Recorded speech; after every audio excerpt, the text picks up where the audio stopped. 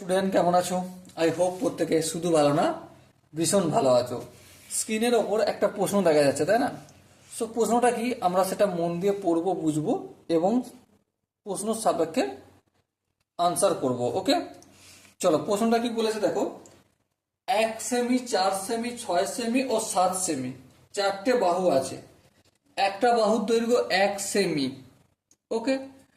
আর একটা বাহুর দৈর্ঘ্য আছে 4 সেমি, আর একটা বাহু আছে 6 সেমি, আর একটা বাহুর দৈর্ঘ্য আছে 7 সেন্টিমিটার। ঠিক আছে, দৈর্ঘ্যের যে কোনো তিনটি বাহু সহকারে সর্বমোট কতগুলি ত্রিভুজ আঁকা যাবে?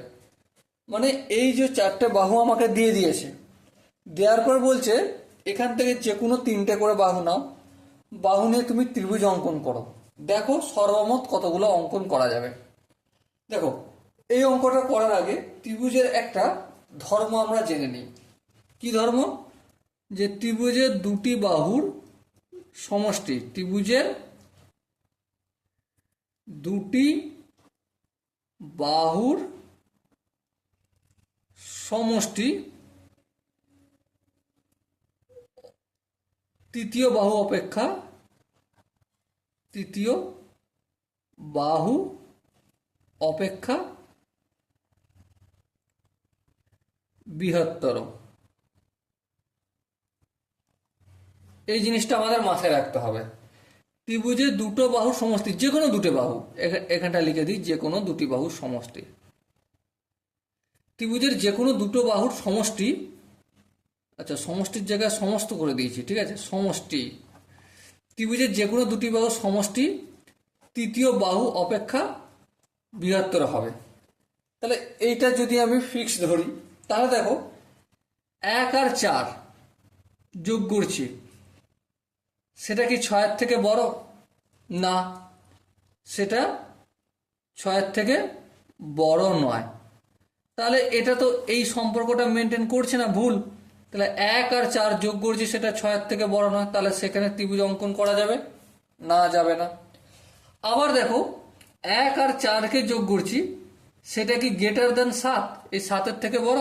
না, তাহলে সেখানেও ত্রিভুজ অঙ্কন করা যাবে? যাবে না।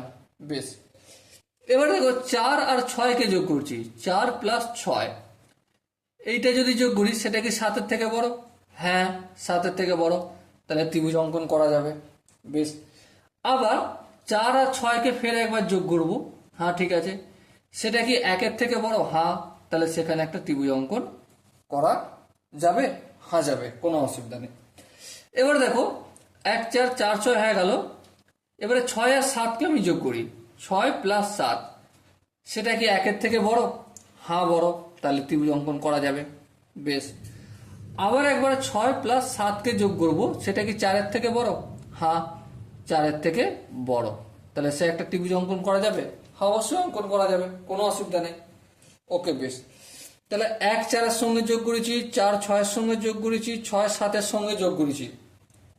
এরপর দেখো একটা কাজ করছি, 7-এর সঙ্গে 1 কি যোগ করেছি? না, চলো 7-এর সঙ্গে যদি 1 যোগ করি, সেটা 4-এর থেকে বড় হবে?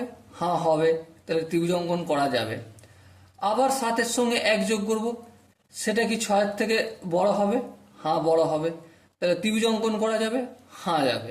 বেশ, 7 1 হয়ে গেল, 1 4 তো হয়েছিল, তাহলে এখন পর্যন্ত দেখো 1টা 2টো 3টে 4টে 5টা 6টা হয়েছে, তাই তো?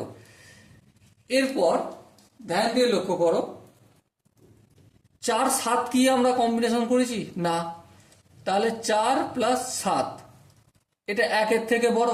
হ্যাঁ বড়, তাহলে এখানে ত্রিভুজ অঙ্কন করা যাবে? হ্যাঁ যাবে। আবার 4-এর সঙ্গে 7 যোগ করছি, সেটা কি 6-এর থেকে বড়? হ্যাঁ বড়, ত্রিভুজ অঙ্কন করা যাবে? হ্যাঁ যাবে। 6 আর 2টো বাঁধলো, তাই তো? আর কি করা যাবে?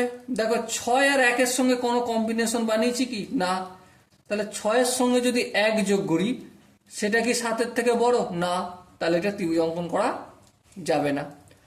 আবার 6-এর সঙ্গে যদি 1 যোগ করি, সেটা কি 4-এর থেকে বড়? হ্যাঁ বড়, ত্রিভুজ অঙ্কন করা যাবে? হ্যাঁ যাবে। দেখো প্রথমে 1-এর সঙ্গে 4-এর, তারপর 4-এর সাথে 6-এর, তারপর 6-এর সাথে 7-এর, তারপর 7-এর সাথে 1-এর, তারপর 4-এর সাথে 7-এর, তারপর 6 এর সাথে 1 এর সব কম্বিনেশনগুলো করলাম, করার পর কি দেখলাম যে 1টা 2টো 3টে 4টে 5টা 6টা 7টা 8টা 9টা কটা ত্রিভুজ অঙ্কন করা যাবে? 9টা ত্রিভুজ অঙ্কন করা যাবে। ওকে, সো এখানে যে 4টে অপশন রয়েছে, option A B C D, তার মধ্যে অপশন ডি আছে 9, তাহলে এই অপশন ডিটা হবে সঠিক option. So dear student, I hope এই অঙ্কের প্রতিটা স্টেপ বুঝতে পেরেছো। যদি কোনো স্টেপ বুঝতে অসুবিধা থাকে, ডাউট থাকে, কনফিউশন থাকে, তার জন্য কি করতে হবে? কমেন্টে অবশ্যই জানাতে হবে। ওকে, সো ডিয়ার স্টুডেন্ট, দেখা হচ্ছে পরবর্তী সেশনে। ততক্ষণ পর্যন্ত সুস্থ থেকো, ভালো থেকো এবং জয় হিন্দ।